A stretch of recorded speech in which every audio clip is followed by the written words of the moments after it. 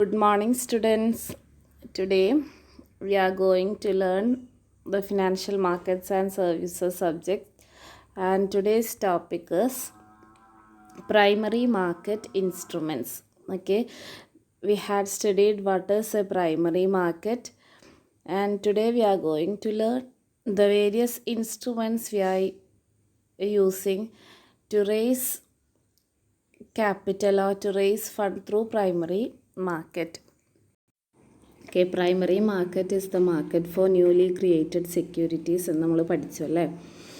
ഇപ്പോൾ പുതുതായിട്ട് നമ്മൾ ഇഷ്യൂ ചെയ്യുന്ന സെക്യൂരിറ്റീസിന് വിൽക്കുന്ന മാർക്കറ്റിനെയാണ് പ്രൈമറി മാർക്കറ്റ് എന്ന് പറയുന്നത്. നമ്മൾ ഡിഫറെൻറ്റ് മെത്തേഡ്സ് നമ്മൾ പഠിച്ചു, എങ്ങനെയെല്ലാം നമുക്ക് ഇഷ്യൂ ചെയ്യാം, ഏതെല്ലാം മെത്തേഡ്സ് നമുക്ക് ഇഷ്യൂ ചെയ്തിട്ട് പ്രൈമറി മാർക്കറ്റിലൂടെ നമുക്ക് ഫണ്ട് റേസ് ചെയ്യാമെന്ന് നമ്മൾ കഴിഞ്ഞ ക്ലാസ്സിൽ ഡിസ്കസ് ചെയ്തു അല്ലേ. Today we are discussing about the instruments we are using in the primary market. Okay, and the first instrument is equity shares, second one is equity shares with differential rights, and preference shares, debentures, bonds. Okay, and the first one is equity shares. We all know what is an equity share.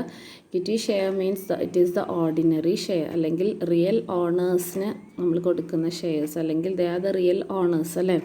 Equity shareholders എന്ന് പറയുന്നത് they are the real owners of the company. അപ്പോൾ അവർക്കാണ് നമ്മൾ ആദ്യം എന്ത് ചെയ്യുന്നത്, dividend അവർക്ക് എന്തായിരിക്കും, ഫസ്റ്റ് നമ്മൾ ഡിവിഡൻറ്റ് കൊടുക്കുന്നത് പ്രിഫറൻസ് ഷെയർ ഹോൾഡേഴ്സിനായിരിക്കും. അതേപോലെ ഇൻട്രസ്റ്റ് ഉണ്ടെങ്കിൽ ഡിബഞ്ചർ ഹോൾഡേഴ്സിന് നമ്മൾ ഇൻട്രസ്റ്റ് പേ ചെയ്യുന്നതായിരിക്കും. അതെല്ലാം കഴിഞ്ഞിട്ടാണ് നമ്മൾ ആ ഇക്വിറ്റി ഷെയർ ഹോൾഡേഴ്സിന് ഡിവിഡൻറ്റ് കൊടുക്കുന്നത്. അതുകൊണ്ട് തന്നെ ഡിവിഡൻറ്റ് എന്ന് പറയുന്നത് ഒരിക്കലും ഇക്വിറ്റി ഷെയർ ഹോൾഡേഴ്സിന് ഫിക്സ്ഡ് അല്ല. പ്രോഫിറ്റ് ഉണ്ട് എന്നുണ്ടെങ്കിൽ ഹൈ ഡിവിഡൻറ്റ് കൊടുക്കും. ലോ പ്രോഫിറ്റ് ആണ് ഒരു പെർട്ടിക്കുലർ ഇയറിൽ എന്നുണ്ടെങ്കിൽ ലോ ഡിവിഡൻറ്റ് ആയിരിക്കും അവർക്ക് കിട്ടുന്നത്. Okay, if there is no profit അവർക്ക് ഡിവിഡൻറ്റ് ആ ഒരു പെർട്ടിക്കുലർ ഇയർ ഉണ്ടായിരിക്കില്ല. ഓക്കെ, അതേപോലെ തന്നെ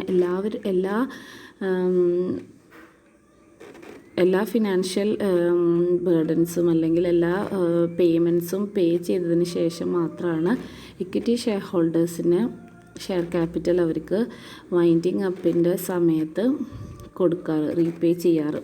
ഓക്കെ, അപ്പോൾ ഇക്വിറ്റി ഷെയർ ഹോൾഡേഴ്സിന് ഇപ്പോൾ ഒരു പ്രിഫറൻസ് ഷെയർ ക്യാപിറ്റൽ റീപേ ചെയ്തു, ഡിബഞ്ചേഴ്സ് ത്രൂ ഫണ്ട് റേസ് ചെയ്തിട്ടുണ്ടെങ്കിൽ ഡിബഞ്ചേഴ്സ് റീഫണ്ട് ചെയ്തു, എന്തെങ്കിലും ലോൺസ് ഉണ്ടെങ്കിൽ അത് റീപേ ചെയ്തു. എല്ലാം കഴിഞ്ഞതിന് ശേഷം എന്തെല്ലാം അസറ്റ്സ് കമ്പനിയിലുണ്ടോ അതെല്ലാതും പിന്നെ ഇക്വിറ്റി ഷെയർ ഹോൾഡേഴ്സിന് ഉള്ളതാണ്. ഓക്കെ, ദെൻ എന്തുകൊണ്ടാണെന്ന് വെച്ചാൽ they are the real owners.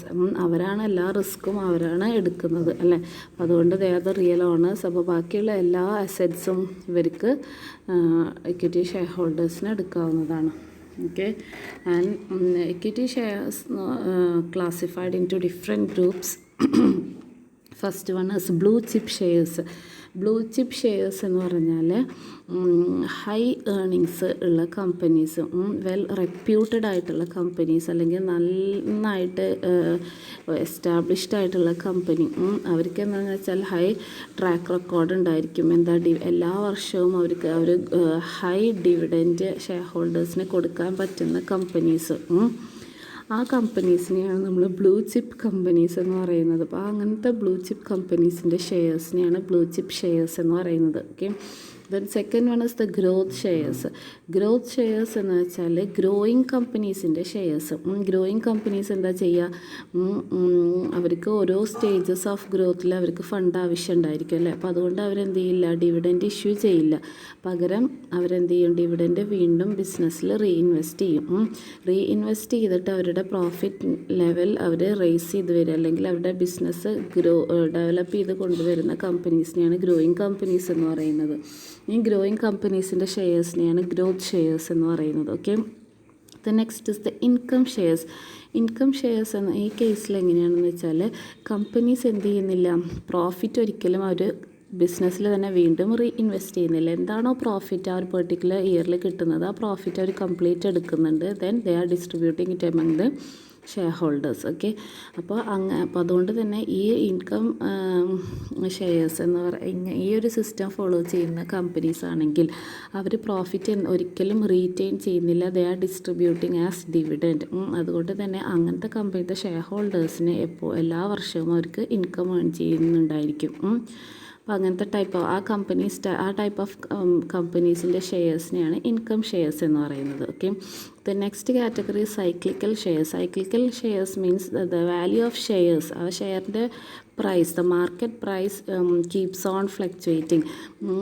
ഈ മാസം ഹൈ ആണെങ്കിൽ നെക്സ്റ്റ് മന്ത് അത് ലോ ആയിരിക്കും.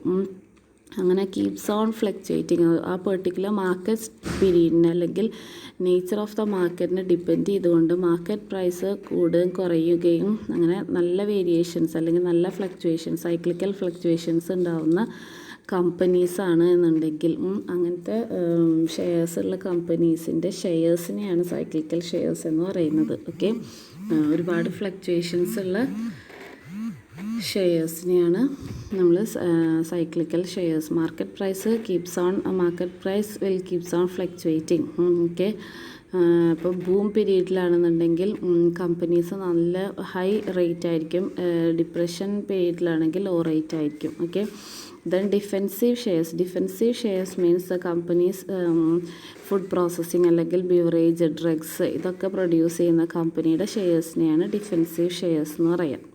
ദ നെക്സ്റ്റ് സ്പെക്കുലേറ്റീവ് ഷെയർസ് എന്ന് വെച്ചാൽ കമ്പനീസ് ഹൈ റിസ്കി കമ്പനീസിൻ്റെ ഷെയർസിനെയാണ് നമ്മൾ ഈ സ്പെക്കുലേറ്റീവ് ഷെയർസ് എന്ന് പറയുന്നത്. അതിൽ എങ്ങനെയാണെന്ന് വെച്ചാൽ സ്പെക്കുലേറ്റേഴ്സിൻ്റെ ഇൻവോൾവ്മെൻറ്റ് ഉണ്ടായിരിക്കും. സ്പെക്കുലേറ്റേഴ്സ് എന്ന് പറഞ്ഞാൽ ആരെ? യൂഹക്കച്ചവടക്കാരല്ലേ. നെക്സ്റ്റ് മന്ത് വില കൂടും എന്ന് അവർ സ്പെക്കുലേറ്റ് ചെയ്യുന്നു. എന്നിട്ട് അപ്പോൾ നെക്സ്റ്റ് മന്ത് വില കൂടും എന്ന് സ്പെക്കുലേറ്റ് ചെയ്യുമ്പോൾ ഈ മന്തിൽ വില കുറവാണെങ്കിലും അവരെന്ത് ചെയ്യും? നെക്സ്റ്റ് മന്ത് വില കൂടും എന്നുള്ള സ്പെക്കുലേഷനിൽ അവരെന്ത് ചെയ്യും? പർച്ചേസ് ചെയ്യും. ഓക്കെ, അങ്ങനെ പർച്ചേസ് ചെയ്യുന്ന അങ്ങനത്തെ ക്ലാസ്സസ് ഓഫ് ഷെയർസിനെയാണ് സ്പെക്കുലേറ്റീവ് ഷെയർസ് എന്ന് പറയുന്നത്. ഈ ഷെയർസ് നമ്മൾ പർച്ചേസ് ചെയ്തിട്ടുണ്ടെങ്കിൽ നമ്മൾ വെറുതെ ഇരിക്കാനായിട്ട് പറ്റില്ല, കാരണം നമുക്ക് ലോസ് വരും.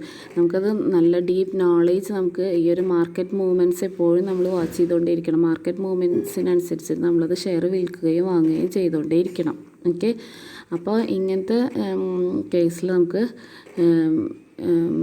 ഷോർട്ട് ടേം പ്രോഫിറ്റ്സ് നമുക്ക് ഏൺ ചെയ്യാനായിട്ട് സാധിക്കും. Okay, the next category stalwarts means ചില കമ്പനീസ് നമ്മുടെ കൺട്രീനെ വെച്ച് കമ്പയർ ചെയ്യുമ്പോൾ കൺട്രിയുടെ GDP-നേക്കാൾ കൂടുതൽ ഇൻകം ഏൺ ചെയ്യുന്ന കമ്പനീസിൻ്റെ ഷെയർസിനെയാണ് സ്റ്റാൽവാർഡ്സ് എന്ന് പറയുന്നത്. ഓക്കെ, ആ കമ്പനീസിന് കൺട്രിയുടെ GDP-നെ പോലും എക്സീഡ് ചെയ്യാനുള്ള ഒരു കപ്പാസിറ്റി ആ കമ്പനീസിന് ഉണ്ടായിരിക്കും. ആ കമ്പനീസിൻ്റെ ഷെയർസിനെയാണ് സ്റ്റാൽവാർഡ്സ് എന്ന് പറയുന്നത്.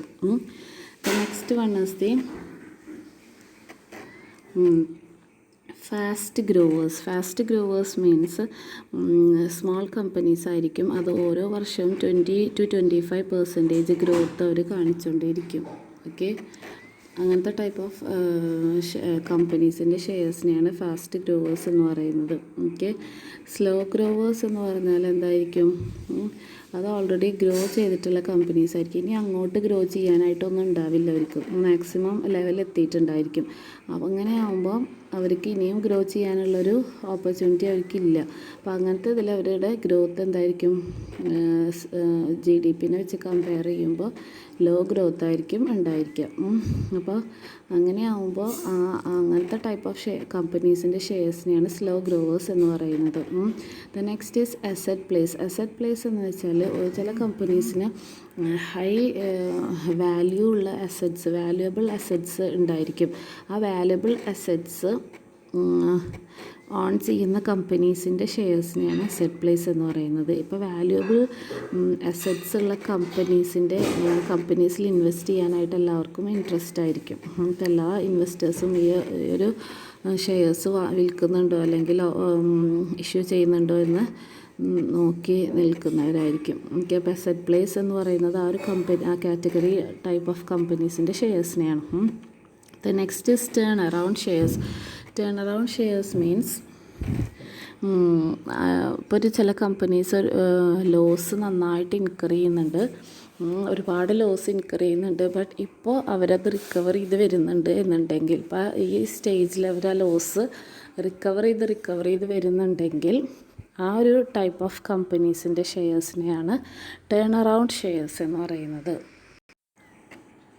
Then next is equity shares with differential rights ഉള്ള ഇക്വിറ്റി ഷെയർസ്. സാധാരണ ഇക്വിറ്റി ഷെയർസ് അല്ല, സർട്ടൈൻ പെർട്ടിക്കുലർ സാധാരണ ഇക്വിറ്റി ഷെയർസിനെ, ഓർഡിനറി ഇക്വിറ്റി ഷെയർസിനെ കമ്പയർ ചെയ്യുമ്പോൾ സർട്ടൈൻ ഡിഫറെൻറ്റ് റൈറ്റ്സ് ഇവർക്ക് ഉണ്ടായിരിക്കും. അത് ഡിവിഡൻ്റെ കേസിലായിരിക്കാം, അതല്ലെങ്കിൽ വോട്ടിങ്ങിൻ്റെ കേസിലായിരിക്കാം. എന്തെങ്കിലും പെർട്ടിക്കുലർ കണ്ടീഷൻ ബേസ്ഡ് ആയിട്ടുള്ള ഇക്വിറ്റി ഷെയർസിനെയാണ് equity shares with differential rights എന്ന് പറയുന്നത്. ഓക്കെ, ഇത് ഇഷ്യൂ ചെയ്യണം എന്നുണ്ടെങ്കിൽ കമ്പനി സർട്ടൈൻ കണ്ടീഷൻസ് ഫോളോ ചെയ്തിട്ടുണ്ടായിരിക്കണം. അതിൽ ഫസ്റ്റ് വണ്ണസ് അവരുടെ ആർട്ടിക്കിൾസ് ഓഫ് അസോസിയേഷനിൽ മെൻഷൻ ചെയ്തിട്ടുണ്ടായിരിക്കണം ഇത് ഇഷ്യൂ ചെയ്യാം എന്നുള്ളത്. Okay, then second one's ordinary resolution pass ചെയ്തിട്ടുണ്ടായിരിക്കണം. അവരുടെ ഷെയർ ഹോൾഡേഴ്സിൻ്റെ ഒരു മീറ്റിംഗ് കണ്ടക്ട് ചെയ്തിട്ട് എല്ലാവരും ഒരു റെസൊല്യൂഷൻ ഡിസ്കസ് ചെയ്ത റെസൊല്യൂഷൻ പാസ് ചെയ്തിട്ടുണ്ടായിരിക്കണം ഈ ഒരു ഷെയർസ് ഇഷ്യൂ ചെയ്യാമെന്നുള്ളത്. ഓക്കെ, ഇപ്പോൾ അത് സ്റ്റോക്ക് എക്സ്ചേഞ്ചിൽ ത്രൂ ഇഷ്യൂ ചെയ്തിട്ടുള്ളൊരു കമ്പനിയാണ് എന്നുണ്ടെങ്കിൽ സ്റ്റോക്ക് എക്സ്ചേഞ്ച് ത്രൂ ഒരുപാട് ഷെയർ ഹോൾഡേഴ്സ് ഉണ്ടായിരിക്കും അല്ലേ. അപ്പോൾ അങ്ങനത്തെ കേസിലാണ് എന്നുണ്ടെങ്കിൽ ഒരു പോസ്റ്റൽ ബാലറ്റ് എന്ന് വെച്ചാൽ ത്രൂ പോസ്റ്റ് അവർക്ക് അവരുടെ ഒപ്പീനിയൻ അറിയിക്കാം. അങ്ങനെ ഒരു പോസ്റ്റൽ ബാലറ്റ് ത്രൂ ഷെയർ ഹോൾഡേഴ്സിൻ്റെ ഒപ്പീനിയൻ കളക്ട് ചെയ്തിട്ട് അത് അപ്രൂവ് ചെയ്തിട്ടുണ്ടായിരിക്കണം. ഓക്കെ, ദെൻ തേർഡ് കണ്ടീഷൻ എന്ന് പറയുന്നത് ഈ ഒരു category equity shares with differential rights എന്ന് പറയുന്ന കാറ്റഗറി ഓഫ് ഷെയർസ് ഒരിക്കലും ടോട്ടൽ ഷെയർസിൻ്റെ 26% കൂടാനായിട്ട് പാടില്ല. ഓക്കെ, മിനിമം 26% അതിൽ കൂടാനായിട്ട് പാടില്ല. ഓക്കെ, ദെൻ എല്ലാ പ്രോഫിറ്റ്സ് കമ്പനിക്കൊരു ട്രാക്ക് റെക്കോർഡ് ഉണ്ടായിരിക്കണം. എന്താണ് പ്രോഫിറ്റ്സ് ഡിസ്ട്രിബ്യൂട്ട് ചെയ്യുന്നുണ്ട്, ആസ് ഡിവിഡൻഡ് പ്രോഫിറ്റ്സ് ഡിസ്ട്രിബ്യൂട്ട് ചെയ്യുന്നുണ്ട് എന്ന് at least 3 years minimum preceding 3 years ഉണ്ടായിരിക്കണം. അങ്ങനെ ഒരു ട്രാക്ക് റെക്കോർഡ് ഉണ്ടായിരിക്കണം. ഓക്കെ, ദ നെക്സ്റ്റ് കണ്ടീഷൻ എന്ന് പറയുന്നത് കമ്പനിയുടെ ഫിനാൻഷ്യൽ സ്റ്റേറ്റ്മെൻറ്റ്സ് പ്രിപ്പയർ ചെയ്യാൻ അല്ലെങ്കിൽ ആനുവൽ റിട്ടേൺസ് ഫയൽ ചെയ്യാനായിട്ട് യാതൊരു ഡീഫോൾട്ടും കമ്പനി വരുത്തിയിട്ടുണ്ടായിരിക്കരുത് in the preceding financial year. Okay, then next condition എന്ന് പറയുന്നത് ഡിവിഡൻഡ് കൊടുക്കാനോ അതല്ലെങ്കിൽ ഡിവിഡൻഡ് ഡിക്ലെയർ ചെയ്തിട്ടുള്ള ഡിവിഡൻഡ് കൊടുക്കാതിരിക്കുകയോ അതല്ലെങ്കിൽ ഡെപ്പോസിറ്റിൻ്റെ മെച്യൂരിറ്റി ഡേറ്റ് വന്നിട്ട് ഡെപ്പോസിറ്റ് റീഫണ്ട് ചെയ്യാതിരിക്കുകയോ അതല്ലെങ്കിൽ പ്രിഫറൻസ് ഷെയർസിൻ്റെ മെച്യൂരിറ്റി വന്നിട്ട് പ്രിഫറൻസ് ഷെയർ ക്യാപിറ്റൽ തിരിച്ചു കൊടുക്കാതിരിക്കുകയോ ഡിബഞ്ചർ തിരിച്ചു കൊടുക്കാതിരിക്കുകയോ റിഡീം ചെയ്യാതിരിക്കുകയോ ചെയ്തിരിക്കുകയാണെങ്കിൽ അങ്ങനെയൊക്കെ ഒരു ഹിസ്റ്ററിയും ഈ കമ്പനിക്ക് ഉണ്ടായിരിക്കരുത്. ഓക്കെ, എല്ലാം പ്രോപ്പർ ടൈമിൽ എല്ലാ പേയ്മെൻറ്റും നടത്തിയിട്ടുണ്ടായിരിക്കണം. ഓക്കെ, അതേപോലെ തന്നെ പ്രിഫറൻസ് ഷെയർസിൻ്റെ ഡിവിഡൻഡ് എന്ന് പറയുന്നത് എന്താ കറക്റ്റ് ടൈമിൽ കൊടുത്തിരിക്കണം അല്ലേ. അപ്പോൾ അങ്ങനത്തെ കേസിൽ ഡിവിഡൻഡ് ഇഷ്യൂ ചെയ്തിട്ടുണ്ടായിരിക്കണം. അതേപോലെ എന്തെങ്കിലും ലോൺ ഉണ്ടെങ്കിൽ അതിൻ്റെ റീപേയ്മെൻറ്റ് കറക്റ്റ് ടൈമിൽ നടന്നിട്ടുണ്ടായിരിക്കണം.